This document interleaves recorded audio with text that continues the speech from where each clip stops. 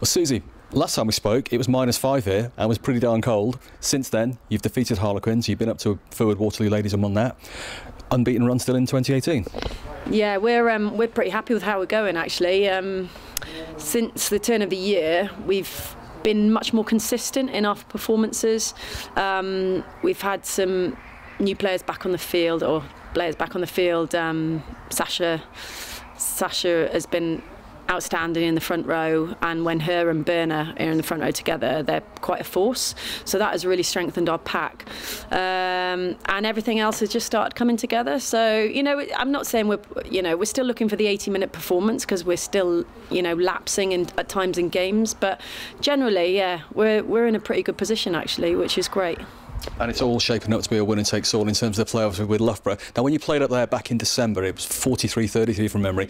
Quite a game, and it was actually quite competitive for a long period, wasn't it? It was the most bizarre game of rugby. So we made a few errors in the first half, and they capitalised on every single error that we made and went a lot of tries ahead.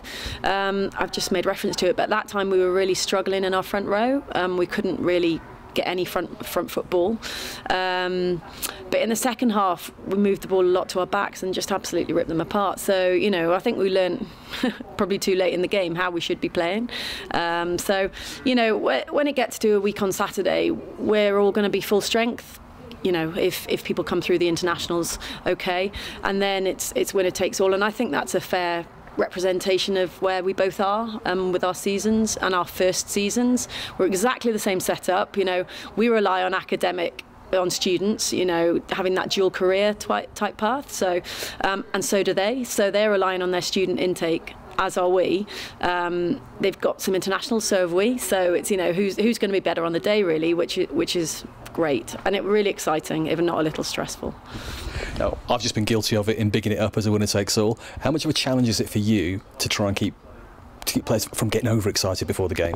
Yeah, well, it's every match since Christmas, well, every game that's so far this season, we've never looked beyond the next game, because you can't. Now we're suddenly at the final game of the season, and that's all it is, really. It's a chance to make good of what we didn't do against Loughborough last time. Do you know what I mean? And that's what we've looked at every single time we've played an opposition for the second time.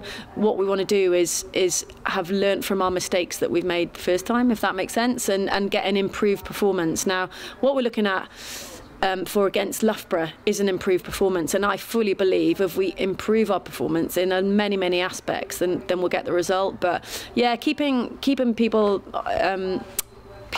on the ground, if you like. We've got a couple of games. We've got a Bucks semi-final in the Uni Championship. We've also got a semi-final of a cup. So 2 games between now and then to not pick up any more injuries, and then I think the girls are really excited about the Loughborough opportunity, and that's what they're seeing it as, an opportunity. And you mentioned injuries, but the strength of the squad has really been tested in recent weeks with the England call-ups, the Wales call-ups, and the girls have come in, have really stepped up, haven't they? Yeah, and that's that's the measure of where our squad is at. So our A team is very, very strong. We've got really good players that would be in many other first teams, but actually with the strength of our first team, they haven't had opportunities. So what's that meant? What has meant?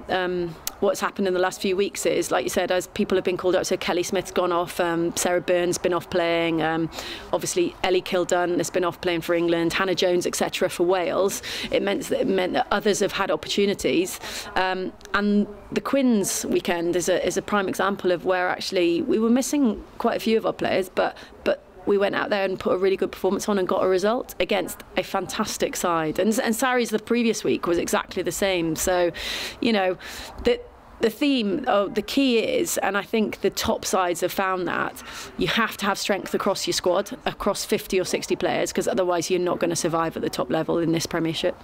And final question, if someone before the start of the season had offered you, final week of the season, to have it in your own hands in terms of the playoffs, would you have taken it back then? Yeah, absolutely. We targeted top 4.